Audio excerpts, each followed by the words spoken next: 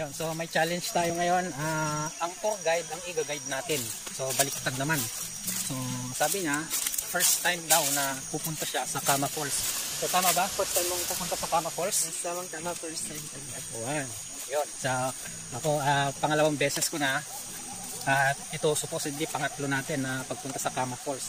So excited ka ba na pumunta sa Kama Falls? Yes, excited kuya dahil first time ko talagang pumunta doon sa Kama Falls. Yun. So ayun, ihanda natin ang ating mga sarili. So baliktad yata, no? Siya ang tour guide pero i-guide ko ngayon. Ako yung traveler. Ngayon ako yung mag-guide. So sana hindi kami mawala. Sana hindi tayo mawala.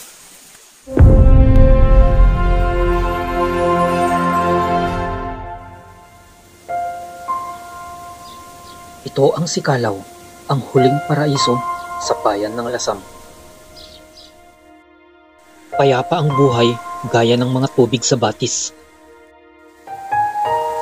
Tunay na pinagpala sa mga yaman at kagandahan ng kalikasan. At ito ang kwento ng aming pakikipagsapalaran sa kagubatan ng Sikalaw.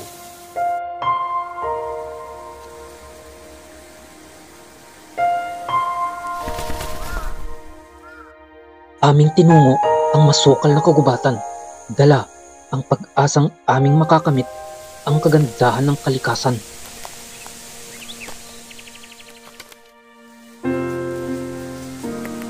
Sa bukana ng gubat, aming nasaksihan ang isang grupo ng kabataan na patungo rin sa ibayong dako ng Sikalaw.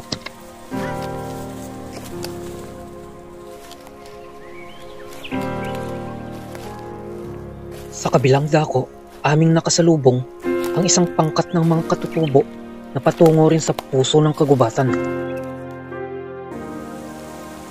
Tunay na kamangha-mangha ang malinis at dalisay na katubigan ng Sikalaw. Go! Ngunit sa likod ng kagandahang iyon ay may mga nagbabadyang panganib. Okay. Galis! Madulas at matutulis ang mga bato. Malakas at matindi ang agos ng tubig. At may mga bahaging lagpas sa bewang ang kalaliman.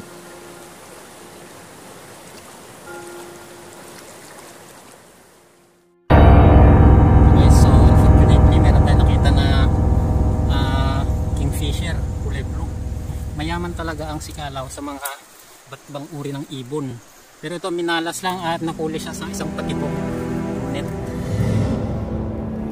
Nagpatuloy pa ang aming paglalakbay hanggang sa aming marating ang napakakapal na kagubatan ng Sikalaw.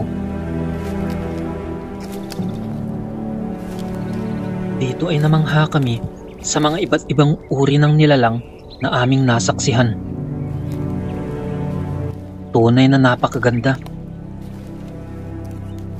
Hanggang sa Yung ontan sa anatan. Sa bali mo ata, nagnantan. Sus, sublita ka ron. Nawala po kami. Iba yung daanan na nasundan namin. So babalik po kami mga 1 kilometro. Adayupay! At dito na nga nagsimula ang aming malupit na kalbaryo. Napakasukal na kagubatan nitong nilalakbay namin ngayon. So hinahanap namin yung Kama Falls. Nawawala na kami.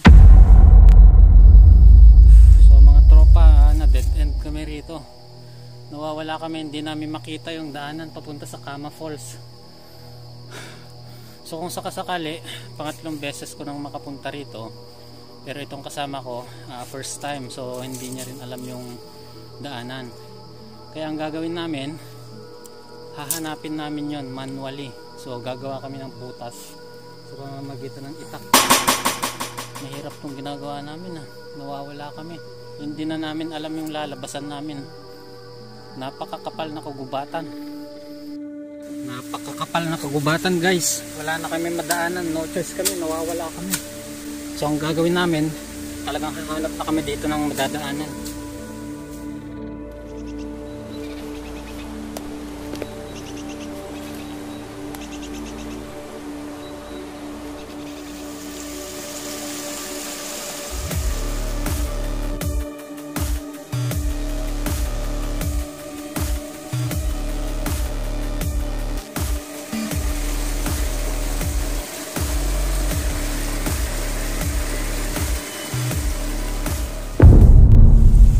nabubulok na punong kahoy.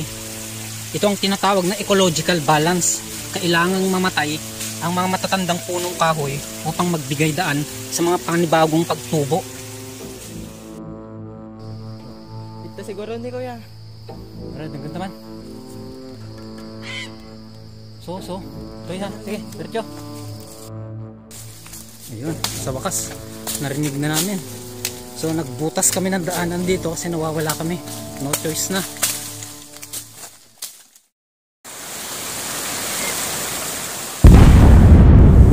Woo! Sa wakas, nakalabas rin kami. Napakakapal, nakagubatan. Malapit na. Alright, thank you Lord.